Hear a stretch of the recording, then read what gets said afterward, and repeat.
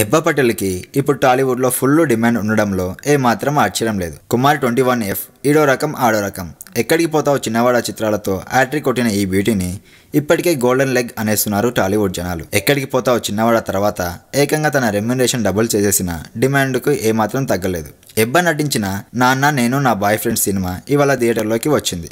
ఈ మూవీలో ముగ్గురు హీరోలు ఉన్న రాజ్ తరుణ్ గెస్ట్ రోల్ చేశాడని టాక్ ఉన్న సినిమాకి కేవలం ఎబ్బా పటేల్ లేడీ ఓరియంటెడ్ మూవీ కాకపోయినా దాదాపు ఈ చిత్రం బాధ్యతంతా ఎబ్బానే మోయాల్సి ఉంటుంది. తేజస్వి మదివాడ కూడా తన వంతుగా గ్లామర్ సైడ్ హెల్ప్ చేసింది. దిల్ రాజు అసోసియేషన్ కారణంగా ఈ మూవీ వాల్యూ బాగా పెరిగింది.